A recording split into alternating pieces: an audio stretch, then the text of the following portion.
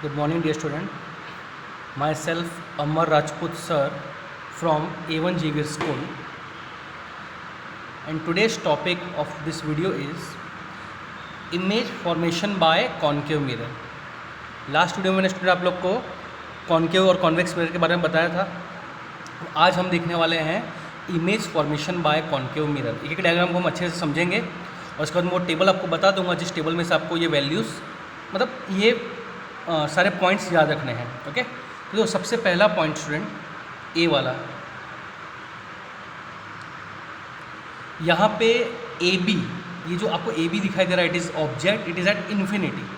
तो student infinity का मतलब क्या होता है, तो मैंने आपको बताया था इन्फिनिटी मतलब वो यूनिवर्स का एंड वाला इन्फिनिटी नहीं. इन्फिनिटी मतलब some distance about 400 to 500 metre. Okay, 600 metre का जो डिस्टेंस है, अगर मान लो ऑब्जेक्ट मिरर से, ऑब्जेक्ट इस कॉन्केव मिरर से 600 मीटर की डिस्टेंस पे है. कितने? 600 मीटर के डिस्टेंस पे, या 500 मीटर या 400 ले लो. तो स्टूडेंट वो जो डिस्टेंस है ना, वो मिरर और ऑब्जेक्ट के बीच में क्या बन जाएगा? Infinity distance. ये काफ़ी दूर हो गया ना इसके लिए.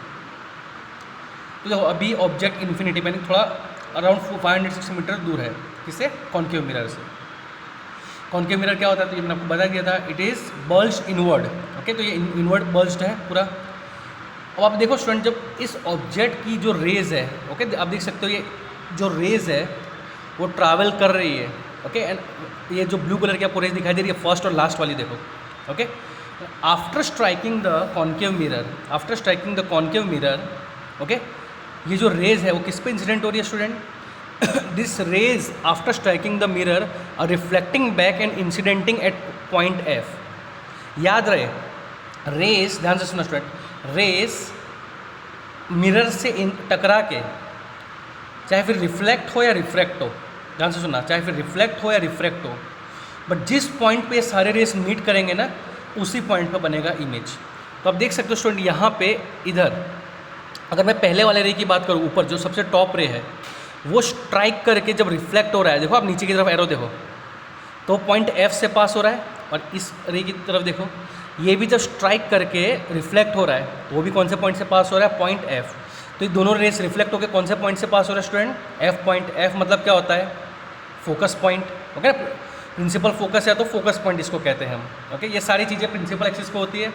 तो प्रिंसिपल एक्सिस पे फोकस पॉइंट होता है, सेंटर ऑफ कर्वेचर होता है, then after that is pole. Okay ना, पोल क्या होता है student? Pole is the centre of the mirror. Okay, centre of the bulge surface of mirror, या ऐसा समझ लो. आप देख सकते हो ये जो बल्ज सरफेस है पूरा इनवर्ट सरफेस, उसका सेंटर क्या है? पी. पी मतलब पोल. तो वहाँ से एक स्ट्रेट लाइन आप पास हो रही है, देख सकते हो ब्लैक कलर की, उसी ब्लैक लाइन को हम क्या कहते हैं? Principal axis. तो प्रिंसिपल एक्सिस पे एक पॉइंट होता है जिसको कहते हैं प्रिंसिपल फोकस. तो यहाँ पे वो दोनों रेस पास हो रही है, कहाँ से? प्रिंसिपल फोकस से. तो इस ऑब्जेक्ट का इमेज कहाँ बनेगा? तो ऑन प्रिंसिपल फोकस. अब कैसा बनेगा? तो स्टूडेंट वहाँ पे देख सकते हो कोई इमेज का इन लोगों ने एरो वगैरह कुछ बनाया नहीं है, यानी आपको समझ जाना है उसी पॉइंट पे वो ऑब्जेक्ट बन रहा है, उसी पॉइंट के अंदर. यानी ऑब्जेक्ट जो इमेज जो बनेगा वो कैसा बनेगा? एकदम छोटा सा बनेगा. It will be very very very small. Okay, okay, या you can say as diminished image. But हाँ, इमेज कैसा होगा? Real and inverted. Real and inverted. Real यानी असली इमेज होगा, और इन्वर्टेड का मतलब उल्टा होगा. मतलब अगर ऑब्जेक्ट्स का सर, फॉर एग्जांपल ऑब्जेक्ट का सर ऊपर और पाँव नीचे ना, तो इमेज का पाँव ऊपर होगा और सर नीचे होगा. यानी इन्वर्टेड, उल्टा इमेज बनेगा. तो ये कब होता है स्टूडेंट? At infinity. इन्फिनिटी पे जब भी ऑब्जेक्ट हो, किसके लिए बात अभी हम कर रहे हैं? अभी हम बात कर रहे हैं कॉन्केव मिरर के लिए. कॉन्केव मिरर के सामने ऑब्जेक्ट अगर इन्फिनिटी पे है, तो उसका इमेज कहाँ बनेगा? प्रिंसिपल एक्सिस बनेगा. प्रिंसिपल एक्सिस से कौन से पॉइंट बनेगा? At focus. और कैसा बनेगा? Very very very small, real and inverted. Okay, अब हम देख लेते हैं बी की तरफ. तो स्टूडेंट आप देख सकते हो यहाँ पे ऑब्जेक्ट जो है वो प्रिंसिपल एक्सिस के ऊपर है, यानी काफ़ी मिरर के काफ़ी पास है. ओके, ये जो बीच में जो आपको जो ब्लैक कलर की लाइन पास होते दिखाई दे रही है, that is called principal axis. तो मिरर के अभी काफ़ी पास है स्टूडेंट, और A B is the object.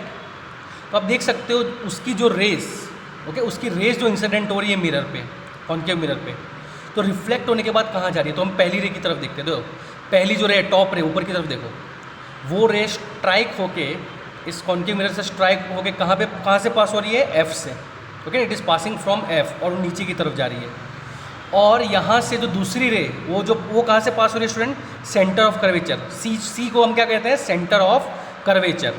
Okay ना, जैसे अगर सपोज हम इस कॉन्केव मिरर को एक स्फीयर मान लेंगे, स्फीयर, तो स्टूडेंट हर स्फीयर का एक सेंटर होता है। तो स्फीयर का शेप क्या होता है, मतलब सर्कुलर शेप में होता है ना। तो अगर सर्कल का सेंटर है तो स्फीयर का भी सेंटर होगा। तो अगर हम इस कॉन्केव मिरर को एक इमेजिनरी स्फीयर मान ले तो उसका जो सेंटर होगा उसको हम कहेंगे सेंटर ऑफ कर्वेचर।